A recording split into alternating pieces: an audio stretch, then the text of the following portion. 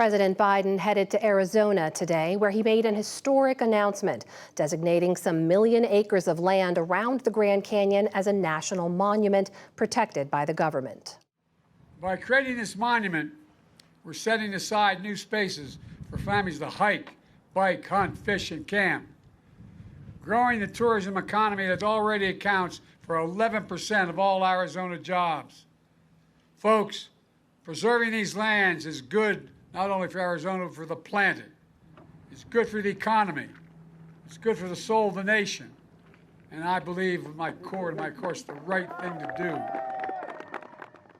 The move would stop future uranium mining projects on the land, marking a key victory for environmentalists and tribal leaders who've long noted the historical and cultural significance of the land to Native tribes. Department of Interior Secretary Deb Haaland visited the area and met with tribal leaders just a few months ago. She joins me now. Secretary Haaland, welcome and thank you for joining us. Thank you for having me. So you've described your May visit to the area as one of the most meaningful trips of your life. Explain to us why this land is so important to Indigenous communities.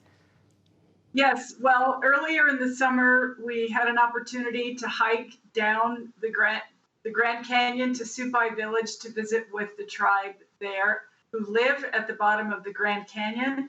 At one time, they were banished from their ancestral homelands, and it took a lot of work by tribal leaders and supporters, and some lawsuits, and they were painstaking about needing their tribal homelands back.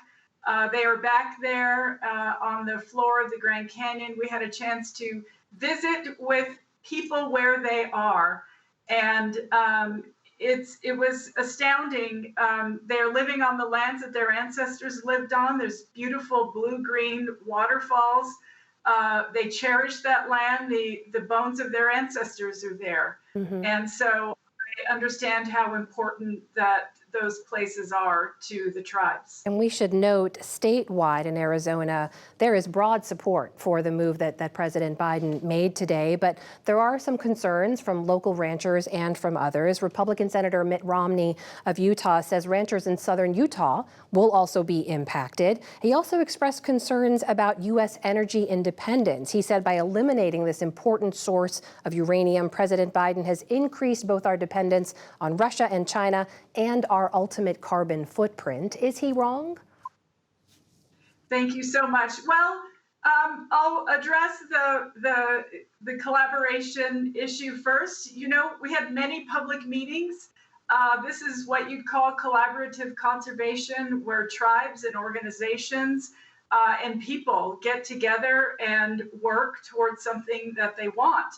But this hasn't this didn't just happen since President Biden came into office. This is a decades-long, step-by-step, one step forward, another half baby step forward. People have been working on this issue for decades, and we're happy that we are able to get it done under this administration. With respect to the lands that are conserved as a national monument, it excludes valid existing rights. So people who have valid existing rights within that area will keep those. That includes folks who have current mining operations or those claims. Additionally, we should all know, and I think most people do know, that this land has already been, we're going with the status quo. The land's already been protected. Had a 20-year withdrawal on these parcels of land. And, there are places to mine and there are places not to mine. And this area, as I said, with the bones of these tribal ancestors, with thousands of cultural sites and ecosystems that sustain wildlife and species that we don't see every day, those places are too special to mine. If I may, Secretary, the climate crisis message, I'm sure, resonates on the ground in Arizona, where they've seen record high temperatures. We know President Biden spoke about it as well today. But broadly, among Americans, some 57% disapprove of this president administration's handling of the climate crisis. Why do you think that is? Well, the president today in his remarks talked about his goal of conserving 30% of our land and waters by 2030. He has conserved more land and waters than any president since John F. Kennedy, I believe. If I may, I apologize for the interruption. I know our time is limited. Why do you think people disapprove of his handling?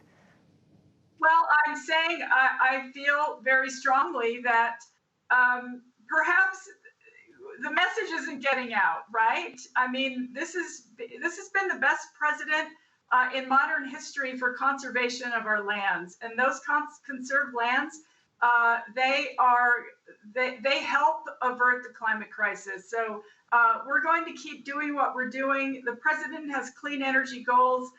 We have conservation goals. I feel very honored to serve under him, and we're going to keep moving forward.